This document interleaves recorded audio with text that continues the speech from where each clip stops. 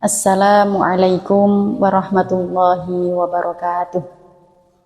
Alhamdulillahilladzi faddala awqati Ramadan ala ghairihi minal azman wa anzala fihi al-Qur'an hudan wa bayyinatin minal huda wal furqan. Wassalatu wassalamu ala sayyidina Muhammad sayyidi waladi Adnan wa ala alihi wa azwajihi wa ashabihi wa man tabi'ahum bi ihsan. Amma ba'd. Sahabat-sahabat dan pemirsa yang dirahmati Allah, dalam kesempatan yang mulia ini, di bulan Ramadan ini, marilah kita bersama-sama memanjatkan puji syukur kehadirat Allah Subhanahu wa ta'ala. Berkat limpahan rahmatnya, berkat limpahan nikmatnya, kita bisa berjumpa dengan bulan Ramadan, bulan yang sangat istimewa, dengan keadaan sihah wal afiyah. Untuk itu marilah kita syukuri bersama biqaulina alhamdulillahi rabbil alamin. Allahumma sholli wa sallim ala sayyidina Muhammad. Sholawat serta salam senantiasa tercurahkan kepada junjungan kita Nabi Agung Muhammad sallallahu alaihi wasallam, yang kita nantikan syafaatnya min yaumina hadza ila yaumil qiyamah.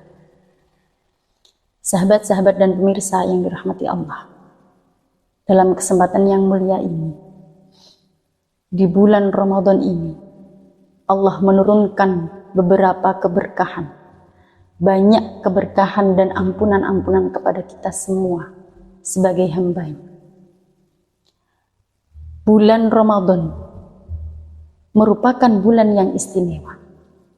Salah satu tanda keistimewaan bulan Ramadan adalah dengan dilipat gandakannya pahala dari amal-amal, dari kebaikan-kebaikan yang kita lakukan di bulan Ramadan. Amal-amal dan kebaikan-kebaikan yang kita lakukan di bulan Ramadan akan dilipat gandakan oleh Allah Subhanahu wa ta'ala.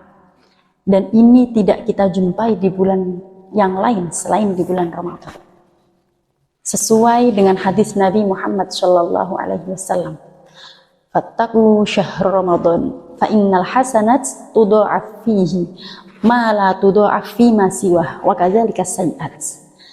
Jagalah bulan Ramadan, karena sesungguhnya kebaikan yang kita lakukan di bulan Ramadan dilipat gandakan oleh Allah Subhanahu wa taala lebih dari bulan yang lain. Begitu juga dengan kesalahan-kesalahan dan dosa-dosa. Hadis ini dengan tegas menjelaskan bahwa amal-amal kebaikan-kebaikan yang kita lakukan di bulan Ramadan akan dilipat gandakan pahalanya oleh Allah Subhanahu wa ta'ala.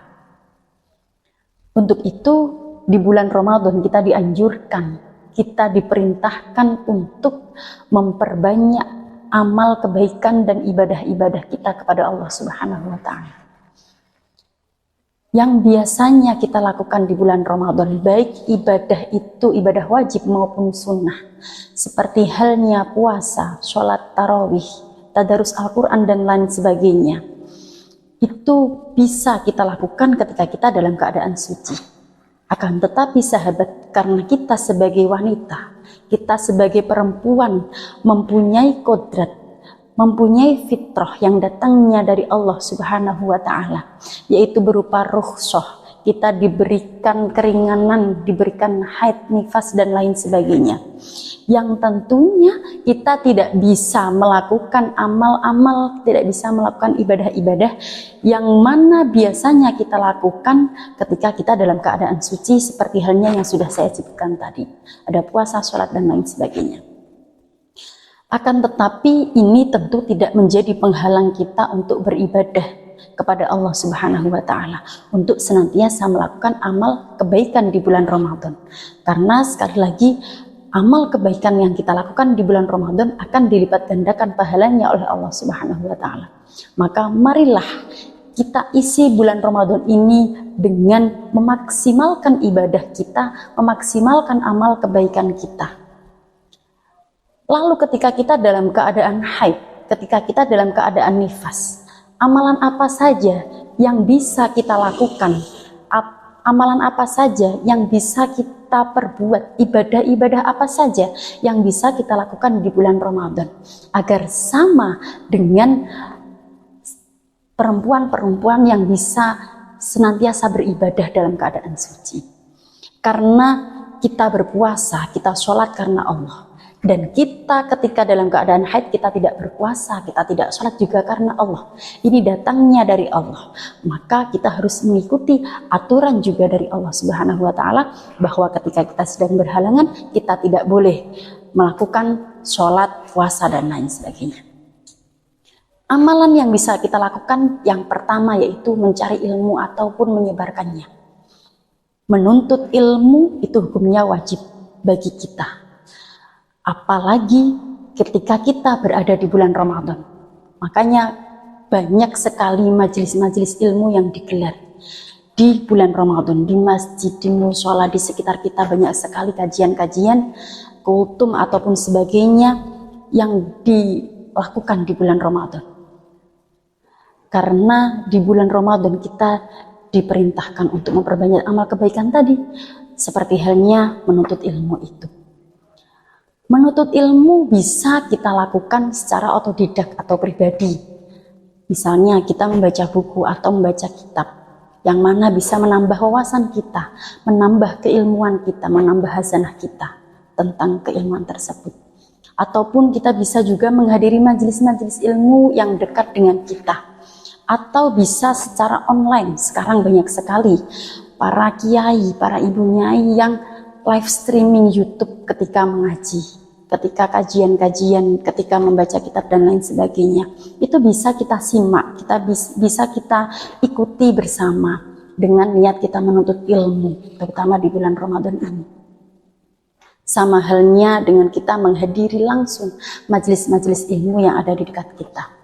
Sesuai dengan hadits Rasulullah Shallallahu Alaihi Wasallam, ta'allamul ilma fa inna ta'allumahu lillahi khasyah wa talabahu ibadah wal bahsu anhu jihad. Belajarlah ilmu karena sesungguhnya belajar ilmu karena Allah Subhanahu wa Ta'ala itu merupakan bentuk ketakwaan, dan mencarinya adalah suatu ibadah, dan menelaahnya atau mengkajinya merupakan suatu jihad. Saking mulianya, saking istimewanya menuntut ilmu itu setara dengan jihad yang kita pun tidak bisa melakukannya karena sangat berat. Maka di bulan yang baik ini marilah kita perbanyak ilmu kita dengan menuntut ilmu, atau kita bisa menyebarkannya. Kita sedikit mempunyai ilmu, kita bisa menyebarkannya sedikit demi sedikit. Baliu andi walau ayah. Amalan selanjutnya yaitu berzikir, senantiasa berzikir. Kalau dalam keadaan suci, biasanya kita tadarus Al-Quran. Sehari target 3 juz misalkan. Kita bisa dalam keadaan haid kita ganti dengan zikir. Zikir bisa apapun. Tasbih, tahmid, takbir, subhanallah, walhamdulillah, wala ilaha illallah, wallahu akbar, dan lain sebagainya. Atau bisa kita ganti dengan zikir yang kita dianjurkan untuk diperbanyak di bulan Ramadan. Asyhadu an la ilaha illallah, astaghfirullah, inna nas'alukal jannah wa na'udzubika minan nar. Itu kita ulang 100 kali atau 300 kali untuk mengganti, atau yang biasanya kita tadarus itu tadi diganti dengan zikir sebanyak mungkin. Atau ketika kita